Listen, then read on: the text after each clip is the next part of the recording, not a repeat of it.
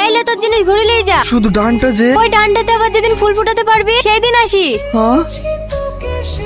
হ্যাঁ আসো দিদি আসো। মা তোমাকে বলেছিলাম না, এই দেখো এই দিদির কথা। তোমার কথা পরে প্রতিদিন বলে। আমারও দেখার খুব ইচ্ছা ছিল, কি মিষ্টি চেহারা। এরকম একটা মেয়ে পেলে আমার ছেলে বউ করিলে আনতে। মা কি হয়েছে? সুন্দরকে সুন্দর বলবো না? মার কথা কিছু মনে করো না দিদি, মা ওইরকম। চলো দিদি কেক কেটে লেগে।